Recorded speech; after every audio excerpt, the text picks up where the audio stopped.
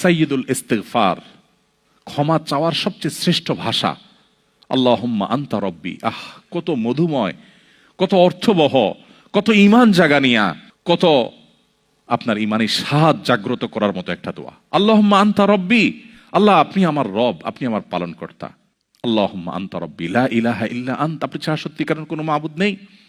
ওয়া আনা আবদুক ওয়া আনা আলা আহদিকা ওয়া ওয়া'দিকা মাস্তাতা'তু, আমি আপনার গোলাম, আপনার সঙ্গে আমার ওয়াদা রক্ষা করার আমি চেষ্টা করি, মাস্তাতা'তু, যতটুকু সম্ভব হয়। আউযু বিকা মিন শাররি মা সানাত, আল্লাহ যে অপকর্ম আমি করে ফেলেছি, যে গুনাহ আমি করে ফেলেছি, এই গুনাহের যে ক্ষতি, এটা থেকে আমি আপনার কাছে পানা চাই, আমাকে যেন জাহান্নাম গ্রাস না করে, এই গুনাহের ফলে দুনিয়া যেন আমার ক্ষতি না করে। আউযু বিকা মিন শাররি মা সানাত আবুউ লাকা বিনি'মাতিকা আলাই, আল্লাহ আপনি কত নেয়ামত দিয়েছেন আমাকে, কত মানুষ কত কষ্টে আছে, আমাকে কত সুন্দর লাইফ আপনি দিয়েছেন।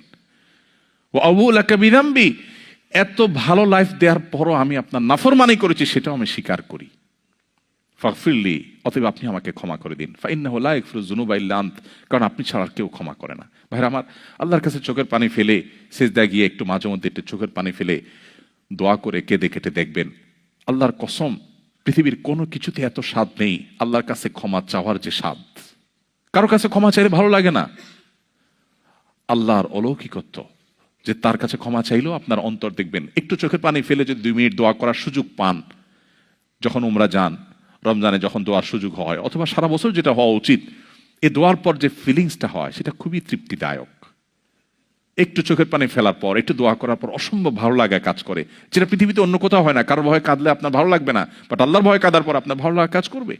সো এই প্র্যাকটিস আমাদের হওয়া উচিত নিয়মিত। আল্লাহ আমাদের তৌফিক দান করুন।